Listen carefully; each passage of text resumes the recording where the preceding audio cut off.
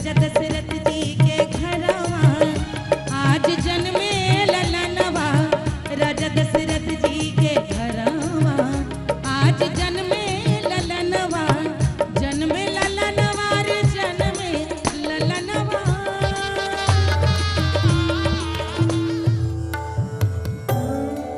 रोम रोम राम है, राममय है अयोध्या नगरी।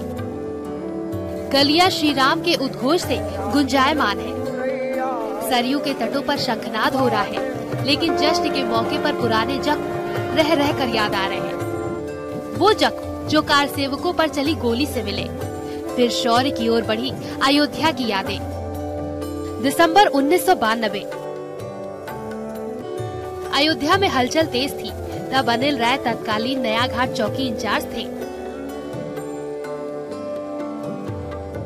पहले से ही विश्व हिंदू परिषद का ऐलान था कि 6 दिसंबर 1992 को बाबरी मस्जिद पे प्रतीकात्मक कार सेवा की जाएगी, जिसमें ये तय हुआ था कि सरयू नदी के किनारे से बालू लेकर के और उसको ले जा कर के हम लोग बाबरी मस्जिद के सामने तो वहीं पे एक राम चबूतरा बना हुआ था, और वहीं पर ये हुआ कि वहीं आदमी लाइन से जाएगा, बालू गिराएगा और उसके बाद मानस भवन होते हुए हनुमानगढ़ी के रास्ते से बाहर निकल जाएगा। ये तय था। टीवी पर पहली बार पुलिस वाले की गवाही।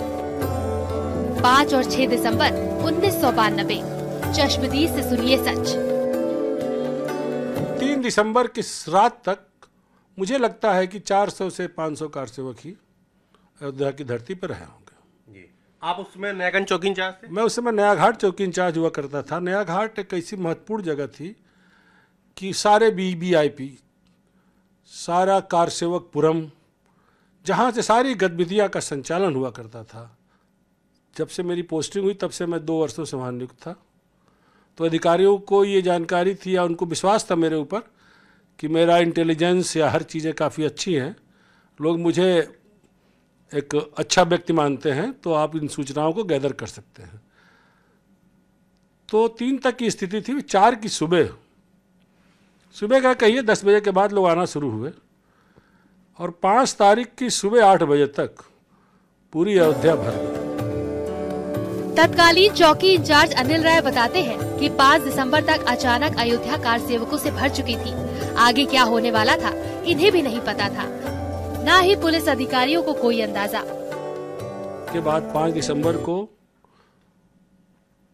एक बहुत ही महत्वपूर्ण मीटिंग हुई, जिसकी जानकारी बहुत से लोगों को नहीं है, और मैं इतने दिनों से टीवी भी देख रहा हूँ, मीडिया भी देख रहा हूँ, लोगों के बयान भी देखता हूँ, लेकिन कहीं भी उस मीटिंग का जिक्र होता नहीं है।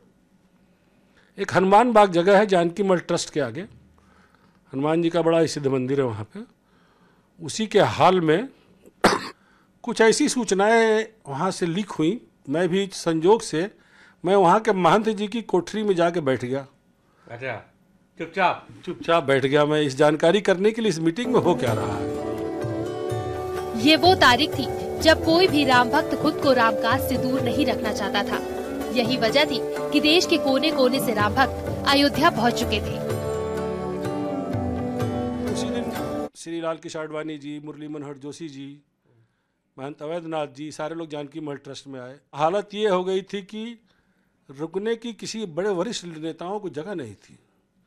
मुझे याद है कि तब श्री कलराज मिश्रा जी बीजेपी के वरिष्ठ लीडर हैं, इस समय राजस्थान के राज्यपाल हैं, उनको रुकने की जगह नहीं मिली।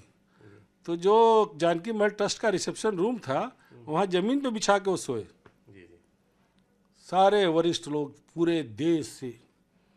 सबसे महत्वपूर्ण मैंने देखा कि जो साउथ के लोग, राम भक्तों के सैलाब से पूरी अयोध्या परिपूर्ण हो गई। 5 दिसंबर तक शहर में ना तो पैर रखने की जगह थी, ना ही खाने रहने के ठिकाने। नौजवान, इतने बुजुर्ग, ऐसा धार्मिक उन्माद, ऐसा धर्म भीरु इंसान मैंने अपनी पूरी जिंदगी में अब तक नहीं देखा है। सारे लोग बस जय श्री राम, जय श्री राम, जय श्री राम का पूरा अयोध्या भर गई थी। खाना वहाँ पे होटलों में खाना खत्म हो गया, कहीं खाना नहीं मिलता था। लेकिन विश्व हिंदू परिषद के लोग वो चला रखे थे अपना जो है भोजनालय, लेकिन उसमें भी कितना खाएंगे, ये सब 5 तारीख की बात है, 5 दिसंबर। 5 तारीख की रात की बात बता रहा हूँ मैं, 5 तारीख सुबह से लेकर के रात तक। 6 दिसंबर 1992 की गवाही, यानी वो तारीख जो इतिहास में दर्ज कभी न भूला जा सकने वाला दिन। उस दिन अयोध्या में क्या हुआ था? श्री रामचंद्र परमहंस जी के जबान पर सरस्वती आ गई थी। मुझे वो शब्द आज भी याद है, अरे बजरंगियों क्या देख रहे हो, अब नहीं तो कभी नहीं, अब नहीं तो कभी नहीं। इस आवाज को सुनते ही कम से कम 100 आदमी उठ करके बाबरी मस्जिद की तरफ बढ़े। फोर्स तैयार थी, फोर्स ने पीछे ढकेला। तब तक उधर से 200 आदमी फोर्स को पीछे किए, फिर 500 आदमी, फिर 2000 आदमी पहुंचे। और आपने देखा होगा कि बैरिकेटिंग पाइप की थी, मोटी मोटी पाइप की बैरिकेटिंग हुआ करती थी। वो पाइप ही काल बन गई बाबरी मस्जिद। यानी देश भर से इकट्ठा हुए राम भक्तों ने पलक झपकते ही इतिहास बदल दिया, नक्शा बदल गया, तस्वीर बदल गई अयोध्या की परिणति। मुझे आज भी याद है कि लास्ट बटालियन जो है महिला बटालियन थी, रैपिड एक्शन फोर्स की अंदर। श्री OPS मलिक साहब उस समय उसमें DIG हुआ करते थे, जो DGUP होके भी रिटायर हुए। वो अंतिम व्यक्ति थे जो पुलिस फोर्स वहाँ से बाहर हो गई। उसके बाद फिर 3 घंटे में, 3 घंटे तक चला, 3 घंटे या 4 घंटे में फिर जो हुआ जो पूरा होना देश तो पूरा जो हुआ पूरा देश देखा है। लेकिन फिर शाम को मुझे याद है कि कर्फ्यू का ऐलान हो गया। अच्छा, शाम कितने बजे कर्फ्यू का ऐलान हो गया? 6, साढ़े 6 या 7 बज रहा होगा, कर्फ्यू का ऐलान होता है। लेकिन वो कर्फ्यू इम्पोज नहीं हो पाता है। अच्छा, कर्फ्यू इम्पोज ही नहीं हो पाया? नहीं हो पाया। फोर्स ही वहां पे नहीं थी ना, फोर्स वर्दी से ही बाहर हो गई थी। वर्दी छोड़ करके कुर्ते पजामे में दिखाई दे रहे थे। यानी 5 और 6 दिसंबर के दिन अयोध्या में जो कुछ भी हुआ उसके सच पर कई पर्दे पड़े हैं। बस एक ही सच जग जाहिर है कि भगवान राम अब अयोध्या लौट रहे हैं। वैसे भी 500 सालों के वनवास के बाद जब आराध्य स्वयं पधार रहे हो तो हर सवाल मिथ्या हो जाता है। Bureau report, news 18। आज जन्मे ललनवा राजा दशरथ